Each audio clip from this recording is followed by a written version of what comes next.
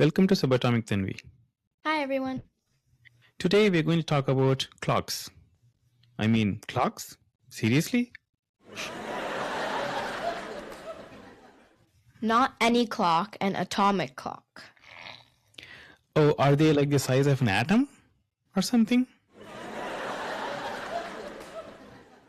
No, they're highly precise timekeeping devices that utilize the principles of quantum physics, specifically the stable frequencies that atoms transition at between the energy levels. Oh, my definition was way off. So can't we just use like normal clocks or maybe quartz clocks? Why do we need atomic clocks? So, normal mechanical clocks use pendulums, and quartz clocks use the vibrations of a crystal. But on the other hand, atomic clocks rely on the predictable and consistent behavior of atoms that make them more accurate than any other clock.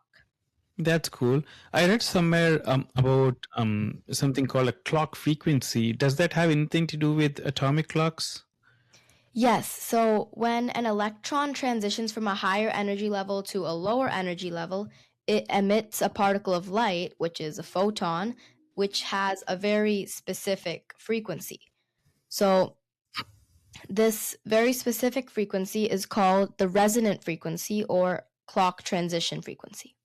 Okay, let's see if I got this right. So if the electron emits a photon to go from a higher level to a lower level, then does that mean it can absorb a photon to go from a lower level to a higher level? Exactly.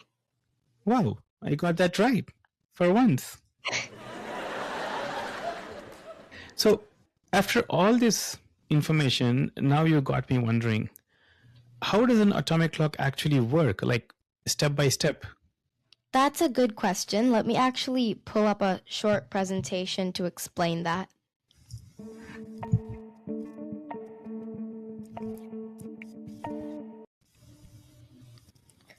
Okay, so this is the presentation that explains that. So this is what happens first. So the atoms that the atomic clock uses are isolated, and then the temperature around them is cooled down to extremely low temperatures. So now instead of the atoms zooming around at bullet speed everywhere, they're almost still moving very slowly at what we call crawl speed. So this prevents the atoms from zooming past the sensors too fast, which makes the atomic clock as precise as it is today. So next, next beams of microwave radiation hit each atom that's still isolated until they become the perfect frequency. And then those beams of microwaves are adjusted with extreme care so that the atomic clock can then pinpoint the exact moment that these atoms right here react. And then next, when those microwave beams hit the perfect frequency, the atoms absorb that energy from the microwaves and use it to jump energy levels.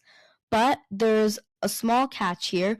Only when that frequency of the microwave is absolutely precisely perfect, the atoms will jump energy levels. Even if it's a little bit off, it's not going to do it.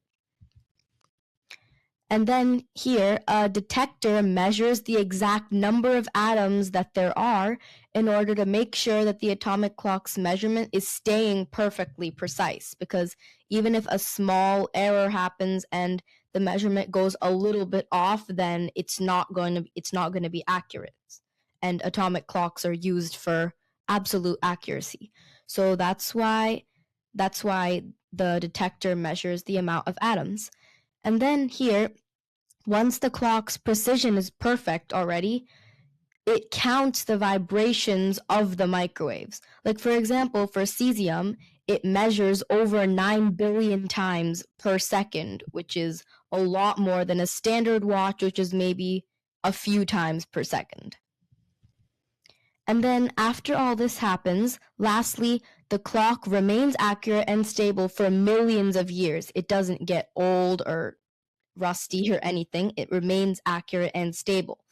And the extreme consistency of an atomic clock is what makes it the most reliable ruler or measurement tool for measuring anything really in the universe, as of today. Nothing is more accurate than an atomic clock in terms of measurement. So that answers your question.